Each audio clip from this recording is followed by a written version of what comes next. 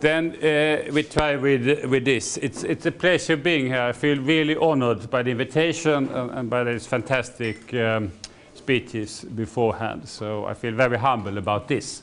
But normally I have enormous self-confidence. So I try to balance these various qualities. And the talk here will be on the triumph of emptiness. And this is a framework that explains almost everything. Not entirely, but there are some aspects or dimensions or qualities that I think are very broadly relevant in order to illuminate a large number of different aspects around contemporary economy, contemporary organizations, but also most people's lives. Particularly if one is more in the higher regions of society and being gold-collar workers, or working in gold-collar organizations and so on. So, and this talk is based on my book, it's here, The Triumph of Emptiness. It looks like this, and if somebody's interested in having a look at the book, it's here, and one can buy it with a heavy discount. So if you wonder what to give people in terms of Christmas gifts, you can just make it if you order it tomorrow. It only costs about 11 quid, so 11 pounds, so it's not so bad. Okay, so this is the basis for this talk, and I work with 3 concepts, and I think that these are very useful in a wide set of different areas. And if you don't remember anything else from this talk, then it's very good if you can try to capture these 3.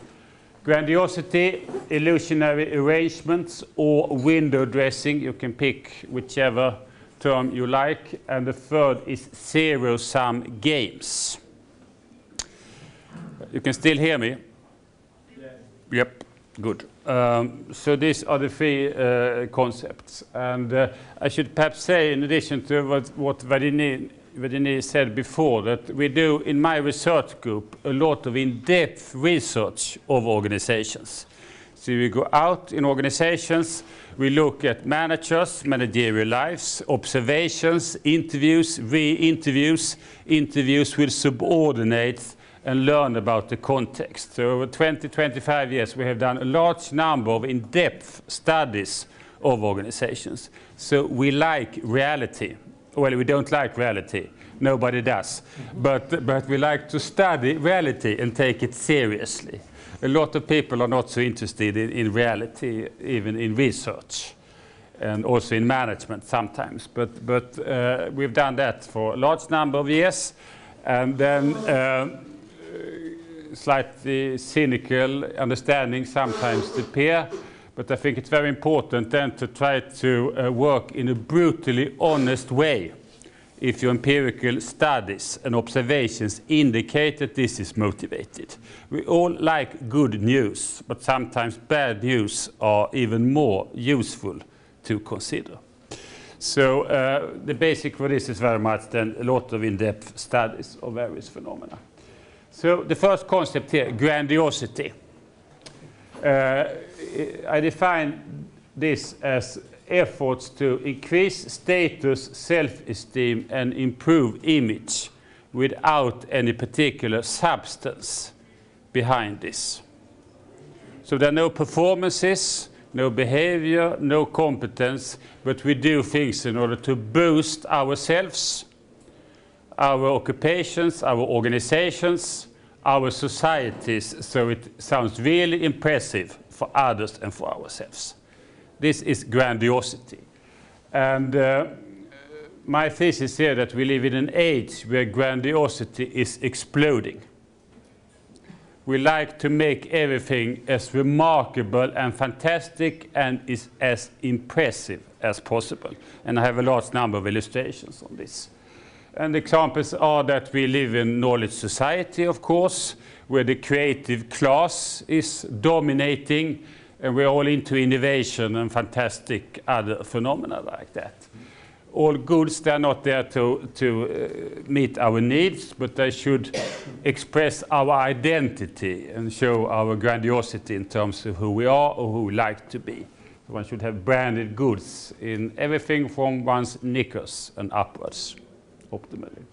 So the slogan of our time is not for everybody. There are poor people, there are a lot of industries that are very much hands-on in terms of deliveries and so on. But a larger part of the economy of people's lives in richer parts of the world is very much paint your world in pink and gold as far as possible. And this is the core of grandiosity. And we have, of course, always been into grandiosity in one sense or another. This is from Vienna. And grandiosity, we really try to signal how fantastically beautiful and impressive you are. That used to be something that only a small part of the population, the elite, could work with. Most people, they were really not into grandiosity. But with increasing wealth, more and more of us are into this. And also institutions and part of society where you would not necessarily assume this. So here you have grandiosity. It's very kind of clear-cut. It's very symbolic. People understand it's not real. That chap is not made of bronze. It's not that big and doesn't look exactly like that. But this symbolism is very explicit and clear-cut. So we understand that this is not reality. It's a grandiose version of something. And that's always been there as part of mankind's history and practices. But now this is spreading, it becomes democratic, it's something that we all tend to be engaged in. And this is from University of St. Andrews, which is a very good university. And one could assume that they could be happy of being a good university with certain rankings and certain performances, good students and research and so on. But that's not sufficient at all. If you go into the management school of University of St. Andrews, then you see very large posters everywhere, like this one. So I took a photograph of this, where world-class minds are made. Wow. Isn't that really fantastic? And this is an example of how institutions like universities that should be quite objective or sober and nuanced and let the results speak for itself is now very much into grandiosity. So all universities today, they are very much into really communicating how fantastically good they are. So if you look at a lot of the communication, then half or more of all universities in the world, they are excellent or world-class or anything fantastic like that. And this is an example of grandiosity, because they probably help students develop, but world-class minds being made, probably not, unless they have Dr. Frankenstein in the basement and kind of meddling with people's minds and so on. And here are some examples that probably you recognize from your own organizations. Some time ago, we used to talk about service society. We were interested in reputation, image, in plans, important issues, supervision, and so on. But that's now history. I don't know exactly the situation in Belgium, but in most other parts of Europe that I know of, at least, and parts of the world, we have moved from that into things that sounds much more impressive and remarkable. So knowledge economy, where the creative class is dominating.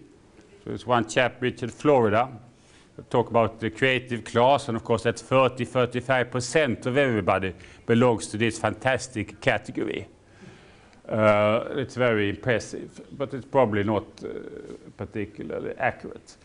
Branding is spreading like almost a disease, I would say, but it's something that really is all over the place. So everybody's enormously much into the brand, not what they're accomplishing, but the brand becomes the topic in itself. We used to work with plans. Now that's replaced by strategies. And important issues tend to be replaced by strategically important topics. You know what strategically important means?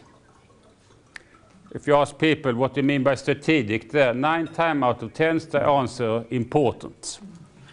So a strategically important issue is an importantly important issue. And even in trivial situations where you try to find an hotel in a city and then you look there for recommendations and so on, it's quite common that you see the message, the hotel is strategically located close to the shopping center or museums or something like that. And we use that often also in everyday life. This is a strategic issue. It's a bit important. We like to make it remarkable and impressive, etc., etc. So small businesses, they're replaced by entrepreneurs, entrepreneurship, courses, no. Now it's competence development. Occupations by professions, improvement, that's professionalization. We have a lot to talk about excellence, world class, etc. We have a lot of title and grade inflation. I don't know if you have title inflation in Belgium. Is that popular? In a lot of other countries it is, including in Sweden, where the Swedish defense forces, they are a bit kind of vulnerable. But then we don't have 1 battalion if Putin would like to invade Sweden. Not a battalion, but then we have 1,000 colonels and lieutenant colonels. So there's a lot of title inflation in the defense forces, and people can't really do the basic job, but they are promoted and like to be promoted. We have a lot of inflation in higher education, so all secondary grade education are moved up to universities and polytechnics. Polytechnics that turn into universities, and there's a general kind of explosion of phenomena, courses, whatever activities under the university umbrella. So in terms of the substance, it's often not so academic, not so qualified, but it looks damn good as it's a university. So hopefully you can see this here. And this is not just innocent, because with all these new meanings and discourses and ways of talking about phenomena, you sometimes get a bit muddled view on things. You are persuaded or seduced by these fantastic phenomena being labeled in a particular way, and it means that you sometimes don't know exactly what's supposed to be taking place in terms of supervision or management, because it's leadership in a rather fluffy but fantastic way in many cases. And if we talk about important issues, or they really are strategic, I mean, that kind of distinction and the thinking through what are we doing here, it tends to be a bit lost if we are seduced by all these fantastic organizational words that we're entering, if it's mainly these phenomena described in this way, according to the table here to the right. And I will demonstrate some particular problems following from this later on. So this is an example of grandiosity. This is from The Economist a couple of months ago, where they looked at development of grades at American Ivy League universities. And I would assume that they have extremely strong position. They should be able to demonstrate their qualities through performances rather than something else. But if you look at it here, you can see that there's either the students have become extremely much better over time, or we have an example of grade inflation. And it's very difficult to get out this material, but one person decided to try to get it. They tried to conceal it, all these universities, and refused to comment on this development. But you can see here that the average grade from these elite universities was a C plus or B minus here in the 50s, and then gradually it moved up now to it being between B plus and A minus as the average grade. And I think this is very strong proof of grandiosity.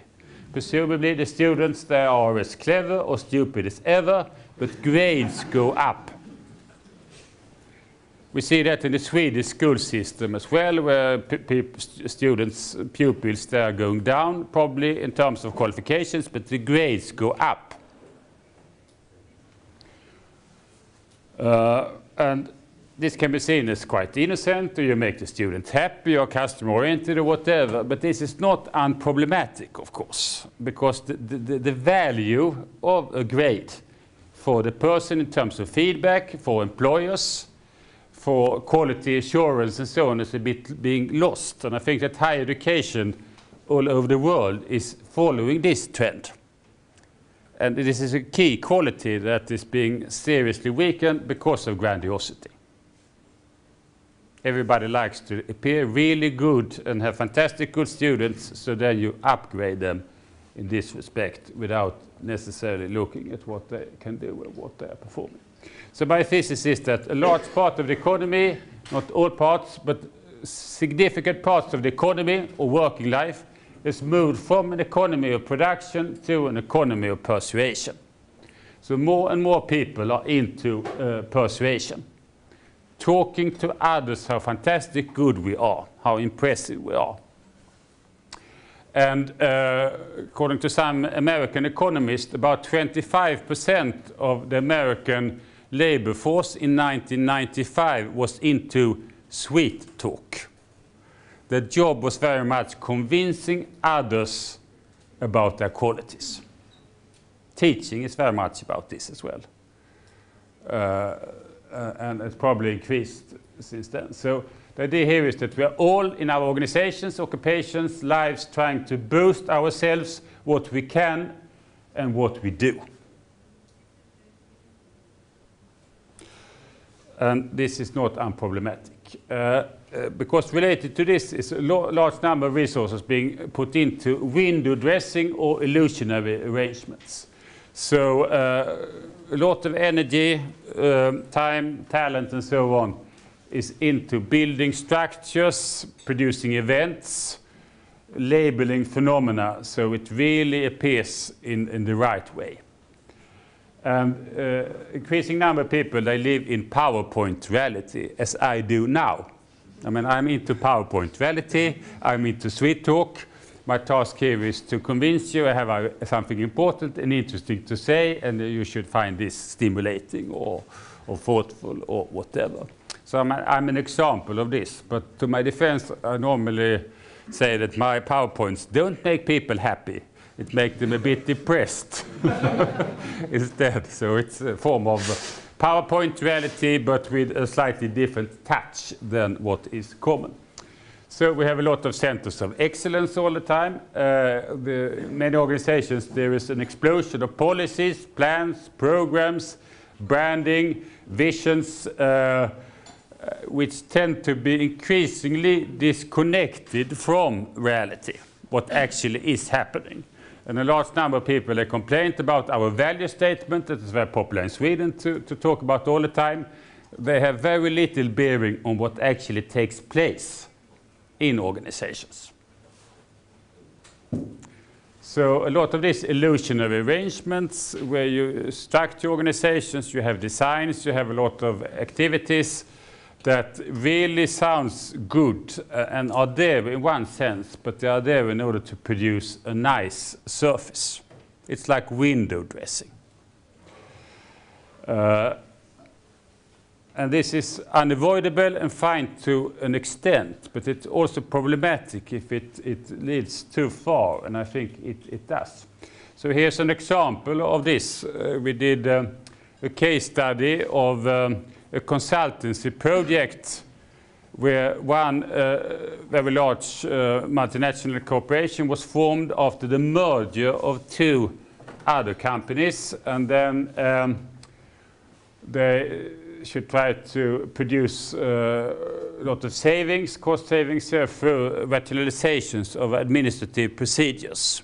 And a very large consultancy project started, and then we interviewed both consultants and client managers. And they tend to agree that not so much really happened. There were a lot of plans and designs and workshops and preparations and so on, but then in terms of implementations and true kind of deliveries, not so much happened. And the consultants, they blamed, predictably, the client managers. They were cautious, spoiled, fat, didn't take the lead, and pushed, and were relatively then characterized by inertia. Also had some shortage of resources, of course. The client managers, they blamed it all on the consultants. Predictably so. They were young, inexperienced. They were looking for additional sales. They were only good at one thing, and that was PowerPoint presentations. But that showed to be the key quality here that saved at least the project in terms of the eyes of management, top management. Because top management, they were happy. They listened to presentations by the consultants and the senior client manager, and these presentations were quite convincing. Very pedagogical, aesthetically produced, very confident and efficient in the presentation of all the plans and potentials and so on. And then top management, they were very happy about this. So it was a good project in the eyes of top management because they didn't know what really happened and they live in PowerPoint reality. So presentations, plans, indicators of things were key elements in their world, and therefore this was a good and successful project, and client managers and consultants, they could continue with their nice careers despite this, perhaps in terms of substance, unfortunate outcome. And in this case, I also have the feeling that top management, they didn't really want it to know what was happening. Because if you have a merger between two companies, it's very important then to be able to communicate in good faith that progress is being made. So they wanted to have good news, and then they can report that to newspapers and investors and so on, and then exactly what's happening. Nobody knows and nobody really cares. And this is a key element of a world where detachment from reality, from practice, sometimes is relatively significant. In general, often when we study organizations, large organizations, and we do these in-depth studies that I mentioned before, and I had the feeling that the only people that know something of what goes on in organizations is we. Top management is a bit disconnected. People don't like to report bad news, shortage of time and so on. And a lot of people are not so much interested in anything else than their own small subjective worlds. Sometimes at least we've been surprised by ignorance. Actually had a thesis of a large telecom company where my PhD student came up with the title Managerial Ignorance. The will to not know. Because knowledge sometimes can disturb one's good sleep. And the sense of things are quite relaxed and good, and I do a good job. So better not check the story. It's like in journalism. Never check a good story. It probably won't hold. So it's a bit similar here in many. Here's a second example. In my field organization studies, we sometimes talk about organized hypocrisy. Normally we would assume that good organizations, they are coherent in terms of talk, decisions, and practice. That's coherence, and that's the key element in a good organization. Good management, good organizations, you have this coherence. But according to some slightly ironic or even cynical colleague of mine, Nils Brunson, he says that organizations, they are full of organized hypocrisy. Because it's so complicated in making everybody happy, and therefore there's a tendency that talk, decisions, and practice, they are being decoupled. So you talk and make certain groups happy, you make decisions, others are happy, you solve certain other problems, and then in practice you do something different. And then you can adapt to very local situations and so on. And one example here is a sustainability conference where I participated. Of course, there's a lot of talk and knowledge about sustainability. Then people fly to the conference, of course, and what do they eat there? Meat. I actually gave a talk here, and I said then, I pretended to be stupid and said, of course, this is about, the theme is sustainability, then of course we have vegetarian food. No, we haven't. So you can talk a lot about ideals, but it's very difficult to live up to the ideals. You often have this connect or organized hypocrisy. And sometimes this is unavoidable, sometimes it's even good for efficient organizations because you have some flexibility and adaptability, but sometimes it becomes more of a moral problem. And a lot of the problems that we are facing, we tend to agree upon problems, then decisions are a bit watered down, and then the practices are quite disconnected. So a lot of like greenwashing when it comes to sustainability and things like that. Okay, you are following my my talk. It's not too. My Swinglish is not too complicated for Swinglish. That's English with a very thick Swedish accent. One of my colleagues thought that I was trying to make a joke about that, but that's not. It's purely unintentional. Another aspect around all this is the tendency to see the boasting. A couple of years ago, I walked out of my office and I saw that the students of my own faculty or business school, they had a poster with this on here. Boast your CV, get the dream job. And of course, that's probably very attractive. Boast your CV and get the dream job. And this is normal practice. It's not something that you kind of cheat or do in silence. This is very much logical, and student associations are doing good things for students through this. The problem is, of course, that boast your CV sounds a bit immoral, perhaps. And then the problem with the dream job is that most people, they have the dream job, high pay, high status, well-known company, career possibilities, and so on. And it's a hard competition. So if you get the dream job, it's normally because another poor sod won't get the dream job. It's competition. And grandiosity is always something that we compete for. It's a zero-sum game. That's my third key concept here. So the first was grandiosity. The second was illusionary arrangements or window dressing. And the third is zero-sum game. And if we look at economic history of the 20th century, we moved from scarcity to post-scarcity. 1958, J.K. Galbraith published a book called The Affluent Society. 1958, The Affluent Society. Since then, we are about 3 times as rich. So one could say that in most parts of Europe, North America, Australia, etc., we are into post-affluence.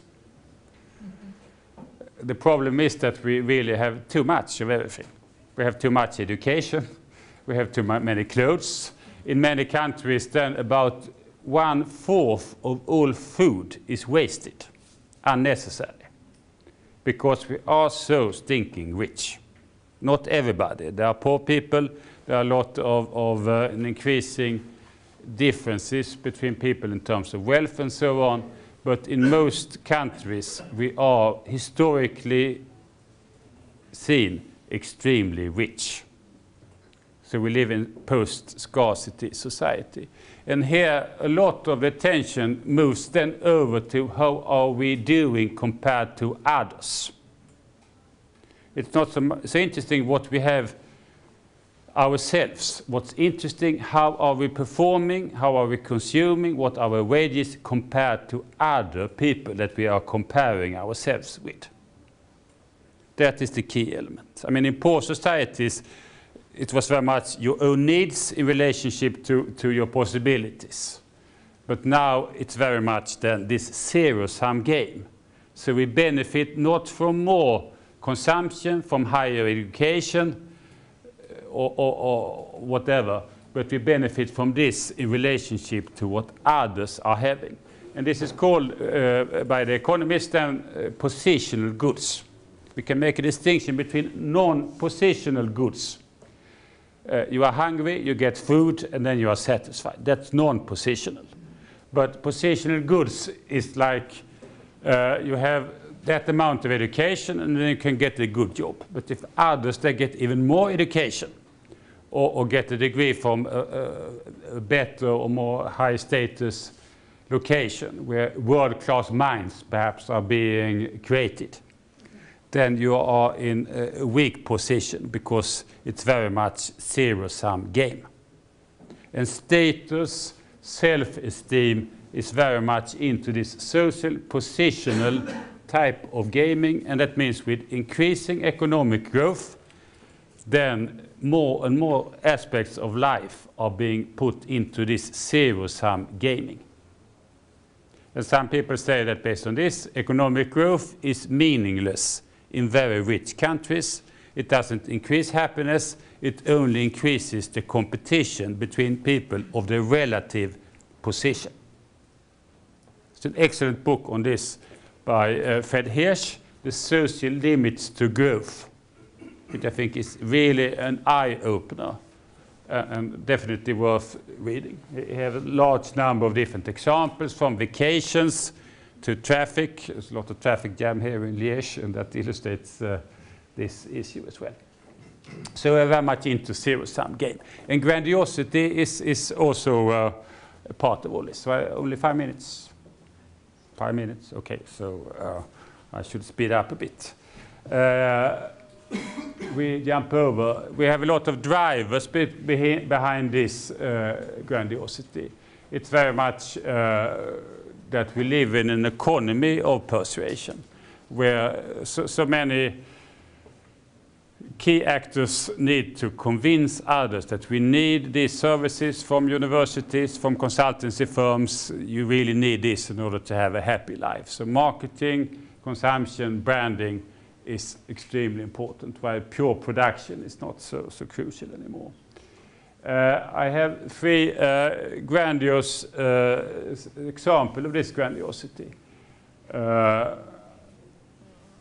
I can mention 2. We often believe that we have a population that is much more well-educated and much higher on competence. Everybody is a professional. It sounds really good, but the problem is that it's not so obvious that people learn so much from higher education. We assume that that is the case. More higher education, a more well-educated population that really benefits from all this. But there's one study where they actually looked at development or lack of development in higher education. So 2,200 US students, they were tested in terms of the generic capacities when they started their programs. So like difficult test, and then ability to make interpretation, critical reasoning, to understand the text, and more general generic abilities. They were being tested. And then it was being retested 3 years later. And the finding was then 40% of all the cases, there were no measurable improvements. So people were as smart or as stupid as when they started. No improvement whatsoever. And for those of us that work here in business school, it's of some interest to know that the area which scored lowest in terms of improvement was, yes, business studies. People may learn other valuable things, but sometimes it's a bit tricky. Another topic here is leadership. And there's a lot of claims that leadership, fantastic leadership, will solve any problem. People will be engaged, committed, they will see the light, they will function excellently well. The exact meaning of leadership is being debatable, but I'll move on to some of our studies. We published quite a lot in this area, done a lot of in-depth studies here, but this is the readers or the audience digest version of our studies. So in short, question, and the senior managers with a PhD in chemistry or something, medicine, and then a lot of management education. Dear manager, senior manager, what do you do? Answer, I do leadership, I am a leader, not a manager. Question, what does it mean? I work with strategies, I develop people, values, visions, corporate culture, blah, blah, blah. Question, what do you do in practice? Answer, I sit in meetings. It's admin, operative issues, budgets, IT, personnel issues, allocation of offices, financial reporting, various rules, meetings with the senior managers, listening to their talk, and blah, blah, blah. New question, what about the leadership then? Answer, I don't have time to do that. And when we have tried to spot then leadership in organizations, we have almost always failed. And a very few examples of this fantastic leadership that really drives an organization and delivers fantastic results through the creation of highly committed, loyal, engaged, meaning-feeling participants there. And one finding is then leadership discourse. They are very good for boosting identities and legitimizing managers, but most people, they can't really use the leadership ideas clearly as a guideline supporting their specific practices. And this is of relevance because a lot of money is being spent on this, and a lot of hope and ambition is spent on managers doing leadership. They will then produce excellent results. But here, grandiosity enters the picture and creates a lot of problems for managers. So many of them, they really become confused and disappointed, and the entire work situation becomes a bit mystified because the specific practices are being disconnected then from the fantastic notions of what to do and so on. Well, I can tell you about this here. One problem is that people don't like to think. At least in our studies and according to a lot of theory, then there's a tendency that we imitate others for a couple of reasons. One is that we imitate others because then it's consuming to think for ourselves, at least more broadly, and then it looks bad if you are not doing what others are doing. And we normally assume that CEOs, they are very independent and strong people that really can go their own way. That's not our impression, and I think there's a lot of support that we are very much socially oriented and see what others are doing, and we tend to follow here. This is a statement by Vallando, who is one of the most respected business leaders in Sweden. He got the PhD first, and he was CEO of an extremely successful Swedish bank. We had turned around a lot of things. He skipped budgeting, he skipped staff, and pushed responsibility down quite heavily. And he says that after many years as a chairman of board of directors and so on, people believe that CEOs are strong and independent people. They are wrong. CEOs are as sensitive about fashions as teenage girls when it comes to new jeans jackets. And he has a parallel then. If a sheep is chewing grass in one corner of a field and learns that the grass is greener on the other side of the hill and moves there, then 15 minutes later all the other sheep have followed and they all eat grass in the same spot. And it's the same with a lot of organizations. We tend to be quite conformistic. The same with researchers and a lot of other people. And it's partly related to grandiosity, once again, because all these ideals, these new recipes and formulas, they are so appealing, and we are afraid of deviating from what others seem to be doing, and others tend to produce these fantastic images of what they are doing, and then we follow. The same with universities, business schools, and so on, I think. And just a few minutes here. There are some consequences of grandiosity that I think it's very important to consider in organizations and in our lives. Grandiosity is fine. We all like this because it's aesthetic, it's comforting, and it reduces our need to think through issues. Be persuaded, be seduced, and you feel happy about things, which is excellent. So therefore, grandiosity is flourishing. That there are certain minuses. One minus is quality problems. It's very difficult to see through what actually is happening here if you like to have these fantastic, nice representations of phenomena. It's much more appealing and happy life, but you can't see very clearly what's happening here, what are we doing, how are we performing. In ambiguous situations, then in some cases you have the numbers, you have specific evidence. I'm not trying to overgeneralize, but a lot of situations it's not so clear what's happening, and then it's very easy that the good PowerPoint presentation that takes upper hand. So that's the problem. We also have reduced legitimacy and increased cynicism. So I think that a lot of people reports that cynicism is increasing in working life. People are disappointed. They hear a lot of fantastic visions and corporate cultures and branding, but reality is not all in line with this. So cynicism tends to be more and more spread, at least in many countries. We have grandiosity, the problems of narcissism. You feel fantastically good, your self-esteem is boosting, I'm a fantastic person, I have this title, I have a boosted CV, I do leadership, I work with strategic issues and blah, blah, blah.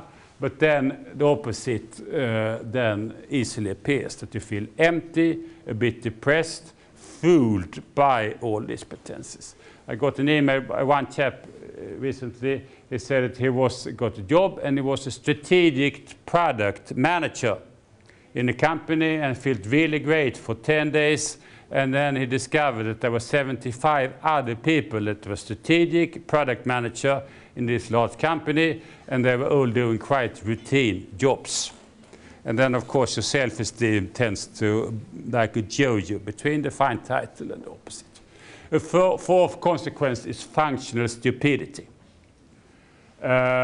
We focus on, it means that you are relatively smart. I mean, functional stupidity is different from pure stupidity. You need to be relatively smart to be functionally stupid. So you do the job correctly, people kind of like you, find you are reliable and okay and so on. But you don't take any broader responsibility. You work a bit like this. Not like this. And I think what we need in society, in organizations, is people that can work like this, but also work like this. More reflective, taking broader responsibility, questioning a lot of the truths and conventions that we are caught into. So rather than to be too functional stupidity, to focus on the technical things, be seduced by visions and branding and blah, blah, refraining from asking critical questions, or avoiding thinking about what's meaningful, what's ethical here. So this is often rewarded, and functional stupidity is easily reinforced then by grandiosity and the fight for more grandiosity in relationship to all others. So final words. This is the key message here, that we live in an age and in organizations and an economy and in personal lives where grandiose ideas on competence, professionalization, the academization of everything, blah, blah, blah, are extremely popular and dominate, and there are a lot of claims around it, but they are difficult to realize in an imperfect world. As some people said about the American economy, knowledge economy, creative class, yes, perhaps, but for every well-paid programmer at Microsoft, there are 3 people working at McDonald's. And these are the proportions. But it's easily hidden because knowledge economy, innovation, creative class, and ideas like that, we think here we have the solution to a lot of the problems, but they are not necessarily the solutions. They can, if I'm right here, also be sources of significant problems. So, yeah, what to do about this? I think that in organizations, but also in our own lives, we could perhaps try to work with hypocrisy chasing. What are the most salient forms of hypocrisy in our own organizations or in our own lives? One could play bullshit bingo. You know what bullshit bingo is? No. Bingo. Yeah, you agree on these are words that sounds really good, really impressive, strategically important issues, human resources, we are the customer's first choice, and blah, blah, blah, like that. If people at the organization then identify 10 of these, the first one that during one workday identifies 10 of these shouts, bullshit, and then get the reward and perhaps an angry look from the boss or something like that, but still something we could do. One can also engage in reality spotting. What actually is happening here? How can one, as honest and precise as possible, trace what is happening here? And one example then from the university sector was this American study where they looked at what do students actually learn in terms of improved intellectual capacities. That is something that we normally are almost uninterested in exploring in higher education, because we look happy students and are they employable or whatever. But the key elements here are easily being lost. So I think that we can do a lot in order to have much more honest and precise understandings of the world, which of course means that we are not easily seduced, or it sounds as impressive or as good for our immediate self-esteem, but still in order to make better jobs, better functioning organizations and solve a lot of problems, I think that one could do things in order to try to reduce grandiosity and look more specifically at practices and try to boost intellectual honesty rather than its opposite.